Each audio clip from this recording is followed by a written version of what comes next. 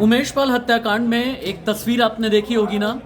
हाथ में बैग लिए और दूसरे हाथ से बम मारता एक मोटा सा आदमी, मोटा सा कातिल। नाम है गुड्डू मुस्लिम उर्फ गुड्डू बमबाज। गुड्डू बमबाज के बनने की कहानी क्या है आज मैं आपको बताऊंगा। नमस्ते, मैं राशिद। गुड्डू बमबाज तब के इलाहाबाद और आज के ज़माने में प्रयागराज, वहीं पर पैदा हुआ।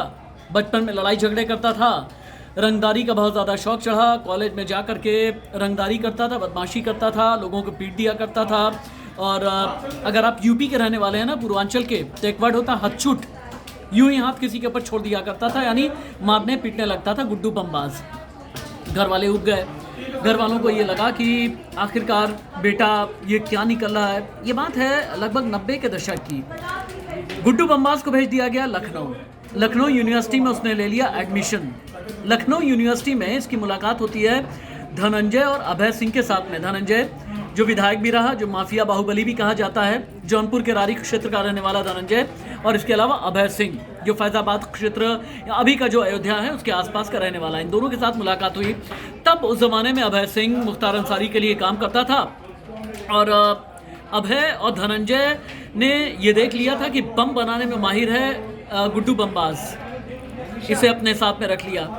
जहाँ का कहीं लड़ाई झगड़ा होता था, बम मारना होता था, तो सीधे धनंजय और अभय गुड्डू बमबाज का सहारा ले लेते थे। यहाँ से गुड्डू की कहानी शुरू होती है। लेकिन पहली बार सुर्खियों में आया गुड्डू लखनऊ में जब 1997 में मर्डर किया लामार्ट कॉलेज के स्पोर्ट्स टीचर गोम्स का।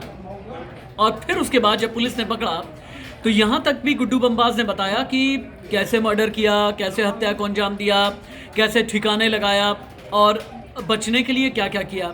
पुलिस ने अरेस्ट किया, लेकिन अरेस्ट करने के बाद फिर 3 अलग अलग लोग थे इसमें आरोपी।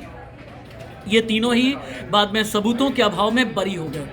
लेकिन तब तक जितने माफिया, बाहुबली, डॉन, गुंडे, मवाली, बदमाश, अपराधी, इन सभी की नज़र में आ चुका था गुड्डू बमबाज।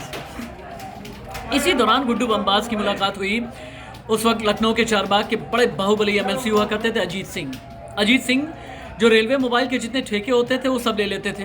गुड्डू बमबाज क्या करता था, जो रेलवे के जो अधिकारी हैं, जो टेंडर पूल करने में जिनकी परमिशन चाहिए होती है, उन्हें किडनैप कर लेता था, मारने की धमकी देता था। डर की वजह से 1 घंटे के अंदर ही टेंडर पूल हो जाता था और रेलवे के जो ठेके थे अजीत सिंह के पास चले जाते थे। इसी दौरान गुड्डू बमबाज की मुलाकात हुई श्री प्रकाश शुक्ल से।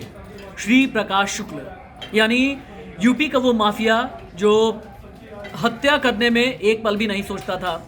श्री प्रकाश शुक्ल बाद में गाजियाबाद मारा गया। इस बीच जराइम की दुनिया में बढ़ता चला गया गुड्डू बमबाज। यूपी से भाग करके बिहार चला गया।